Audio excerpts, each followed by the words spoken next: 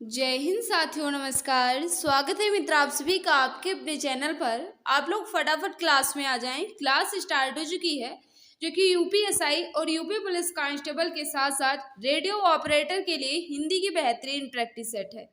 ये class number 31 है। इससे पहले मैंने क्लास 30 तक अच्छे से कंप्लीट कर लिया है। अगर आपने नहीं देखा है तो चैनल की प्लेलिस्ट में जाकर उसे अच्छे से पढ़ लीजिएगा। तो चलिए मित्र, आज की इस बेहतरीन प्रैक्टिस सेट की शुरुआत करते हैं और फर्स्ट क्वेश्चन आपके सामने रख देते हैं। 76 से स्टार्ट है, यानी समझ लीजिए क्वेश्चन नंबर फर्स्ट आपके सामने है। क्या पूछ रहा है? सब्ज बाग दिखाना, इस मुहावरे का अर्थ क्या है? फटाफट बता दो। सब्ज बाग दिखाना, इस मुहावरे का उचित अर्थ जो है ये क्या हो जाएगा? सभी भाई बहन बता देंगे क्वेश्चन नंबर फर्स्ट का राइट आंसर क्या होगा। तो याद रखना, झूठे वायदे करना बिल्कुल सही बता रहे हैं। ऑप्शन नंबर डी वाले सभी प्यारे भाई बहन हमारे बिल्कुल सही हो जाएंगे। सब्ज बाग दिखाना, इस मुहावरे का उचित अर्थ जो होता है ये झूठे वायदे करना होता है। ऑप्शन नंबर डी बिल्कुल परफेक्ट हो जाएगा मित्र। नेक्स्ट आपके सामने है क्वेश्चन नंबर यानी क्वेश्चन नंबर 77। फटाफट बता देंगे इसका राइट आंसर क्या होगा। काली घटा का घमंड घटा, पंक्ति में प्रयुक्त अलंकार पहचानिए। ये जो पंक्ति लिखी गई है इसमें कौन सा अलंकार है, यह आपसे पूछ रहा है। फटाफट बता देंगे क्वेश्चन नंबर 77 का राइट आंसर क्या होगा मित्र। तो याद रखना, काली घटा का घमंड घटा में यमक अलंकार है। तो जो भी भाई बहन हमारे बता रहे हैं यमक अलंकार बिल्कुल सही हो जाएगा मित्र, क्योंकि घटा शब्द जो है ये दो बार आया है और दोनों का अर्थ जो है ये अलग अलग है। एक का हो जाएगा कम होना यानी घटना, और एक घटा का हो जाएगा बादल। तो जो भी भाई बहन हमारे बता रहे थे यमक अलंकार है, क्योंकि घटा जो है ये दो बार आया और दोनों का अर्थ जो है अलग अलग है। नेक्स्ट आपके सामने है, इसका राइट आंसर बता दो। काजल की रेख सी कतार है खजूर की, इस पंक्ति में अर्थालंकार का कौन सा भेद झलकता है? काजल की रेख सी कतार है खजूर की, इस पंक्ति में अर्थालंकार का कौन सा भेद झलकता है? क्वेश्चन नंबर 78 आपके सामने है। फटाफट बता देंगे राइट आंसर क्या हो जाएगा मित्र। तो बिल्कुल सही है। जो भी भाई बहन बता रहे हैं सी देखकर उपमा अलंकार बिल्कुल सही बता रहे हो। सम सी सरिस जो है इसके उपमा अलंकार के वाचक शब्द होते हैं। तो सी देखकर बिल्कुल सही बता रही हो कि इसमें उपमा अलंकार हो जाएगा। ऑप्शन नंबर बी वाले सभी प्यारे भाई बहन हमारे बिल्कुल सही हो जाएंगे मित्र। नेक्स्ट आपके सामने है क्वेश्चन नंबर 79। इसका राइट आंसर बता दो। दिए गए विकल्पों में से सही वाक्य का चयन करें। कौन सा वाक्य जो है ये बिल्कुल शुद्ध रूप से लिखा गया है? सभी भाई बहन बता देंगे इसका राइट आंसर क्या होगा। तलवार एक उपयोगी शस्त्र है या अस्त्र है? यही मैं से बता दूं कौन सा हो जाएगा राइट आंसर। तो 79 का जो भी भाई बहन बता रहे हैं बिल्कुल सही बता रहे हैं। तलवार जो है ये एक उपयोगी शस्त्र है। शस्त्र किसे कहते हैं? जो हाथ में लेकर चलाया जाता है मित्र उन्हें हम शस्त्र कहते हैं, और जो फेंक कर प्रहार किया जाता है उन्हें हम अस्त्र कहते हैं। तो तलवार जो है एक उपयोगी शस्त्र हो जाएगा। राइट आंसर क्या होगा? ऑप्शन नंबर सी बिल्कुल परफेक्ट होगा। जो भी भाई बहन हमारे बता रहे हैं ऑप्शन नंबर सी बिल्कुल सही हो जाएगा। नेक्स्ट आपके सामने है क्वेश्चन नंबर 80। इसका राइट आंसर बताओ। दिए गए विकल्पों में से कौन सा विकल्प प्रत्यक्ष शब्द का समानार्थी शब्द है? प्रत्यक्ष का समानार्थी यानी पर्यायवाची आपसे पूछ रहा है। क्वेश्चन नंबर 80 आपके सामने सभी भाई बहन बताएंगे इसका राइट आंसर क्या होगा। तो याद रखना, प्रत्यक्ष का समानार्थी या पर्यायवाची जो है ये साक्षात होता है। ऑप्शन नंबर डी बिल्कुल परफेक्ट होगा।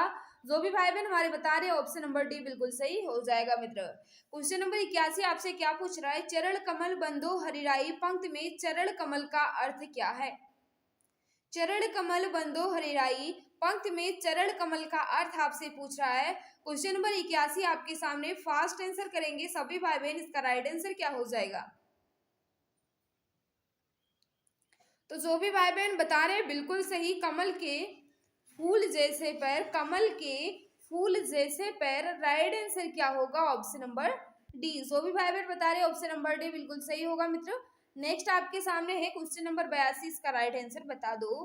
भवन का अग्र हिस्सा अति भव्य है, रेखांकित शब्द का विलोम शब्द चुनिए, यानी अग्र का विलोम क्या हो जाएगा? फटाफट बता दो अग्र का विलोम क्या होगा। भवन का अग्र हिस्सा अति भव्य है, और अग्र का जो है ये विपरार्थक या विरुद्धार्थी या विलोम जो है ये क्या होगा? फटाफट बताएंगे मित्र, इसका राइट आंसर क्या होगा? सभी भाई बहन बता देंगे। तो याद रखना मित्र, अग्र का विलोम या विरुद्धार्थी जो है ये पश्च होता है। ऑप्शन नंबर बी बिल्कुल परफेक्ट होगा। जो भी भाई बहन हमारे बता रहे ऑप्शन नंबर बी बिल्कुल सही हो जाएगा। सदा एक वचन में प्रयुक्त होने वाले शब्दों को चुनिए। सदा एक वचन में किन शब्दों का प्रयोग किया जाता है, यह आपसे पूछ रहा है। क्वेश्चन नंबर 83 आपके सामने है, फटाफट बताएंगे इसका राइट आंसर क्या होगा। मित्र एक बार सभी भाई बहन मिलकर क्लास को शेयर कर दो ताकि और भी फ्रेंड्स हमारे साथ जुड़ सके मित्र, उन्हें भी इस क्लास का लाभ मिल सके। तो फटाफट क्लास को 1-2 मिनट तक सभी भाई बहन शेयर करेंगे। तो 83 का जो भी भाई बहन बता रही हैं, सदा एक वचन में कौन से शब्द प्रयोग होते हैं? तो जनता तो होता है, लेकिन हस्ताक्षर जो है ये बहुवचन में होते हैं, तो ये तो होगा नहीं। वर्षा और जनता जो है सदा एक वचन में ही प्रयोग किए जाते हैं। तो राइट आंसर क्या होगा? ऑप्शन नंबर सी बिल्कुल परफेक्ट हो जाएगा। हस्ताक्षर, प्राण और दर्शन जो है ये भी दर्शन भी होता है, जो कि मित्र हमेशा बहुवचन में प्रयोग किए जाते हैं, लेकिन जनता और वर्षा जो है सदा एक वचन में ही प्रयोग किया जाता है। ऑप्शन नंबर सी वाले सभी भाई बहन हमारे बिल्कुल सही हो जाएंगे। नेक्स्ट आपके सामने है, इसको मतलब पूर्ण करके बताना है कि इसमें कौन सा शब्द पूर्ण किया जाए कि यह पंक्ति जो है ये पूर्ण रूप ले ले। फटाफट बताएंगे। क्वेश्चन नंबर 84 का राइट आंसर क्या है? हुई वीरता की, फिर खाली स्थान दिया गया है, के साथ सगाई झांसी में सुभद्रा कुमारी चौहान की, इस पंक्ति को पूर्ण करना है। फटाफट बताएंगे इसका राइट आंसर क्या होगा, इसमें क्या फिल करें ताकि ये पंक्ति जो है ये पूर्ण रूप ले ले। तो याद रखना, हुई वीरता की वैभव के साथ सगाई झांसी में, यहाँ वैभव फिल होगा। हुई वीरता की वैभव के साथ सगाई झांसी में, ये पंक्ति जो है याद रखना सुभद्रा कुमारी चौहान जी की है। तो राइट आंसर क्या होगा मित्र? ऑप्शन नंबर ये वाले सभी भाई बहन हमारे बिल्कुल सही हो जाएंगे। नेक्स्ट आपके सामने है क्वेश्चन नंबर 85, इसका राइट आंसर बताना है। निंदक न्यारे राखिए आंगन कुटी छवाए, बिन पानी साबुन बिना निर्मल करत सुभाए, प्रयुक्त में अलंकार बताइए। यह जो पंक्ति लिखी गई है इसमें कौन सा अलंकार है? फटाफट बता दो इसका राइट आंसर क्या होगा। निंदक न्यारे राखिए आंगन कुटी छवाए, बिन पानी साबुन बिना निर्मल करत सुभाए, बताना है इस पंक्ति में कौन सा अलंकार है। तो याद रखना, जहां बिना कारण के ही काम हो जाए वहां विभावना अलंकार होता है। तो राइट आंसर क्या होगा? ऑप्शन नंबर ये बिल्कुल परफेक्ट होगा। जहां बिना कारण के ही काम हो जाता है वहां विभावना अलंकार होता है। तो इस पंक्ति में कौन सा अलंकार हो जाएगा? बिनु पानी साबुन बिन निर्मल करत सुभाए, तो मित्र इसमें विभावना अलंकार निहित है। ऑप्शन नंबर ये बिल्कुल सही हो जाएगा। नेक्स्ट आपके सामने है, जयशंकर प्रसाद की पहली कहानी कौन सी है? जयशंकर प्रसाद जी की पहली कहानी कौन सी है, यह आपसे पूछ रहा है। फटाफट बताएंगे राइट आंसर क्या होगा। कहानी की बात कर रहा है। तो याद रखना, जयशंकर प्रसाद जी की पहली कहानी जो है ये ग्राम है। क्या है? ग्राम जो है ये जयशंकर प्रसाद जी की पहली कहानी मानी जाती है। नेक्स्ट आपके सामने है, संगम शब्द में किस प्रकार की अशुद्धि है? संगम शब्द में किस प्रकार की अशुद्धि है? क्वेश्चन नंबर 87 आपके सामने है। तो याद रखना, इसमें अनुनासिक संबंधी अशुद्धि है, क्योंकि संगम का शुद्ध वर्त जो है मित्र, संगम की शुद्ध वर्तनी जो है ये इस तरह होती है, लेकिन यहाँ अनुनासिक संबंधी अशुद्धि हो जाएगा। तो राइट आंसर क्या होगा? ऑप्शन नंबर ये बिल्कुल परफेक्ट होगा। जो भी भाई बहन बता रहे ऑप्शन नंबर ये बिल्कुल सही हो जाएगा। नेक्स्ट आपके सामने, माटी की मूर्ति किस लेखक की रचना है? माटी की मूर्ति किस लेखक की रचना है? क्वेश्चन नंबर 88 आपके सामने, फटाफट बता दो इसका राइट आंसर क्या होगा। तो याद रखना, माटी की मूर्ति जो है ये रामबिट्स बेनीपुर जी की रचना है। ऑप्शन नंबर ये बी बिल्कुल परफेक्ट होगा। ऑप्शन नंबर बी वाले सभी भाई बहन बिल्कुल सही हो जाएंगे। जिस भाई बहन ने अभी तक क्लास को लाइक नहीं किया, हम आपसे रिक्वेस्ट करते हैं मित्र, अगर इस क्लास से आपको तनिक भी हेल्प मिल रही हो तो प्लीज क्लास को लाइक कर दिया करो मित्र। और जो भी भाई बहन हमारे साथ नए हैं, चैनल को सब्सक्राइब कर बेल आइकन को प्रेस कर लेना ताकि क्लास की नोटिफिकेशन आपको मिलती रहे। नेक्स्ट आपके सामने है, कथा सम्राट प्रेमचंद का वास्तविक नाम क्या था? कथा सम्राट प्रेमचंद्र का वास्तविक नाम जो है यह क्या था। क्वेश्चन नंबर 89 आपके सामने है, फटाफट बताएंगे इसका राइट आंसर क्या होगा। तो याद रखना प्रेमचंद्र जी का वास्तविक नाम जो है ये धनपत राय था। ऑप्शन नंबर क्या होगा, डी बिल्कुल परफेक्ट होगा। ऑप्शन नंबर डी वाले सभी प्यारे भाई बहन हमारे बिल्कुल सही हो जाएंगे। नेक्स्ट आपसे क्या पूछ रहा है, माखनलाल चतुर्वेदी को उनकी किस रचना पर साहित्य अकादमी पुरस्कार मिला है। फटाफट बताएंगे क्वेश्चन नंबर 90 का राइट आंसर क्या होगा। माखनलाल चतुर्वेदी को उनकी किस रचना पर साहित्य अकादमी पुरस्कार दिया गया था, यह आपसे पूछ रहा है। तो याद रखना माखनलाल चतुर्वेदी जी को इनकी रचना हिमतरंगिनी के लिए 1955 में पहला साहित्य अकादमी पुरस्कार दिया गया था मित्र। ऑप्शन नंबर बी वाले सभी भाई बहन हमारे बिल्कुल सही हो जाएंगे। नेक्स्ट आपके सामने है, आदर देने एवं बड़प्पन हेतु किस वचन का प्रयोग होता है। आदर से संबोधित करने के लिए एवं बड़प्पन हेतु किस वचन का हम प्रयोग करते हैं, यह आपसे पूछ रहा है मित्र। 91 आपके सामने है। तो याद रखना सदैव बहुवचन का प्रयोग करते हैं। ऑप्शन नंबर ये बिल्कुल सही हो जाएगा। नेक्स्ट आपके सामने है, बहुत सुस्ती से काम करना के लिए उचित मुहावरा कौन सा है। यानी आपसे पूछ रहा है मित्र, बहुत सुस्ती से काम करना ये किस मुहावरे का उचित अर्थ है। मुहावरा आपके सामने 4 मुहावरे लिखे गए हैं और इन चारों मुहावरों में से यह किसका अर्थ दिया गया है, यह आपसे पूछ रहा है। क्वेश्चन नंबर 92 आपके सामने है, सभी भाई बहन फास्ट आंसर करेंगे। तो याद रखना 9 दिन चले अढ़ाई कोस, इस मुहावरे का उचित अर्थ जो होता है बहुत सुस्ती से काम करना होता है। ऑप्शन नंबर डी बिल्कुल परफेक्ट हो जाएगा, 9 दिन चले अढ़ाई कोस। ऑप्शन नंबर डी वाले सभी भाई बहन हमारे बिल्कुल सही हो जाएंगे। तरंग शब्द का सही समानार्थी चयन करें, यानी तरंग का पर्यायवाची जो है ये किस विकल्प में लिखा गया है। फटाफट बता देंगे क्वेश्चन नंबर 93 का राइट आंसर क्या होगा। तो याद रखना तरंग का समानार्थी जो है मित्र ये ऊर्मी होता है, लहर भी होता है। तो राइट आंसर क्या होगा, ऑप्शन नंबर ये बिल्कुल परफेक्ट हो जाएगा। नेक्स्ट आपके सामने है क्वेश्चन नंबर 94, निम्नलिखित वाक्यों में से कौन सा संदिग्ध भूतकाल का उदाहरण है। संदिग्ध भूतकाल का उदाहरण पूछ रहा है, ध्यान दीजिएगा और आंसर फटाफट दीजिएगा। कोई भी भाई बहन इस क्वेश्चन में गलती नहीं करेगा।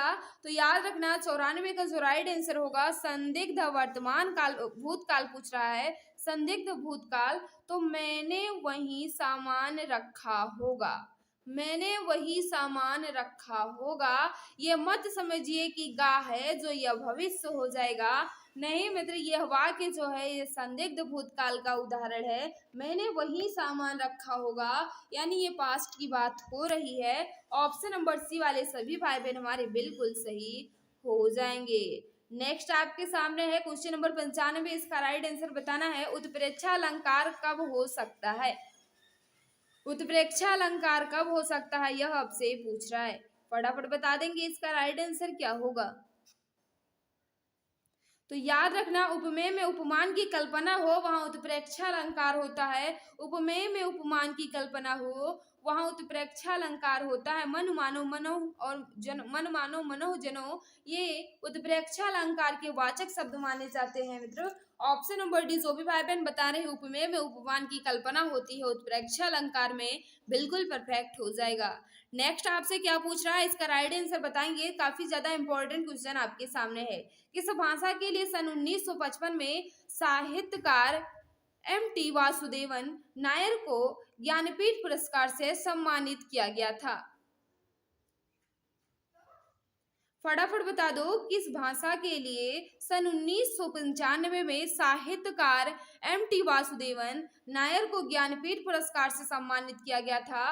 तो याद रखना मलयालम भाषा के लिए इन्हें सम्मानित किया गया था ज्ञानपीठ पुरस्कार देकर 1995 में। नेक्स्ट आपके सामने है, इसका राइट आंसर बता दो क्या हो जाएगा। क्वेश्चन नंबर 97 आपके सामने है, फटाफट बताएंगे। यह मास जो चंद्रमा की खाली स्थान दिया के अनुसार गिना जाता है वह फिर खाली स्थान दिया है कहलाता है रिक्त स्थान पूर्त करें। फटाफट बताओ इसमें क्या फिल करें ताकि यह वाक्य जो है ये पूर्ण रूप ले ले।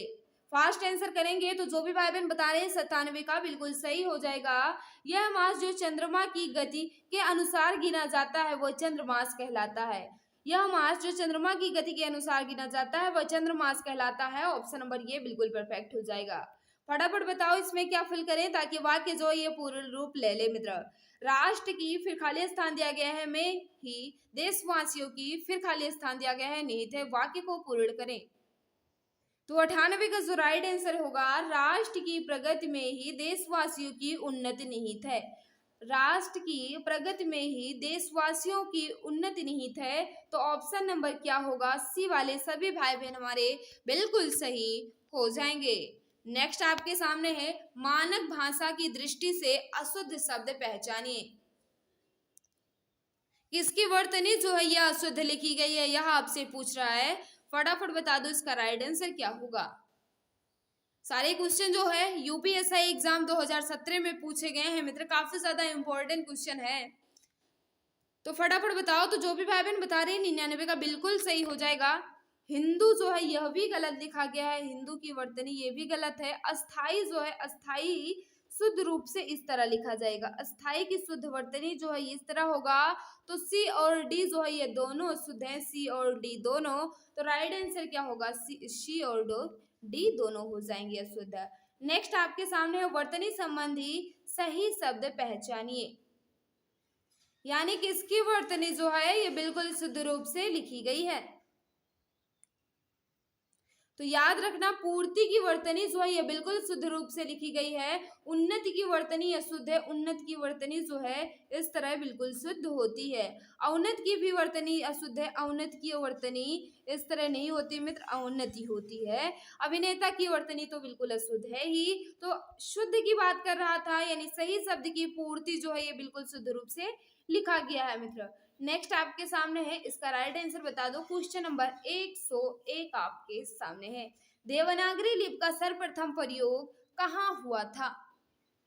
देवनागरी लिपि का सर्वप्रथम प्रयोग कहाँ हुआ था, यह आपसे पूछ रहा है। क्वेश्चन नंबर 101 आपके सामने है। तो याद रखना, देवनागरी लिपि का सर्वप्रथम प्रयोग जो है ये नरेश जयभट्ट के शिलालेख में हुआ था। ऑप्शन नंबर डी वाले सभी भाई बहन बिल्कुल सही हो जाएंगे।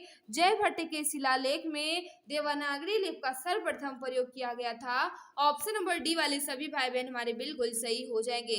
यहाँ बी लिखा है लेकिन मित्र यहाँ बी नहीं होगा, ऑप्शन नंबर डी यहाँ बिल्कुल सही हो जाएगा। नेक्स्ट आपके सामने है, हिंदी का प्रथम समाचार पत्र 1826 ईस्वी से कहाँ से प्रकाशित हुआ था। हिंदी का प्रथम समाचार पत्र जो है मित्र ये क्या है, उदंत मार्तंड है। और ये कहाँ से प्रकाशित हुआ था, यह आपसे पूछ रहा है।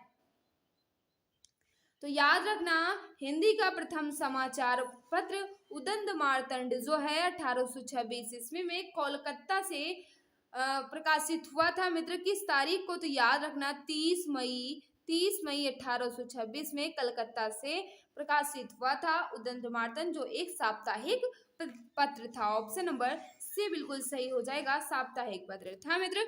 नेक्स्ट आपके सामने है, इसका राइट आंसर बताना है। पद्मावत किसकी रचना है। पद्मावत जो है ये किसकी रचना है। तो याद रखना, पद्मावत जो है ये मलिक मोहम्मद जायसी जी की रचना है। ऑप्शन नंबर डी बिल्कुल परफेक्ट हो जाएगा। वेताल पचीसी के रचनाकार हैं।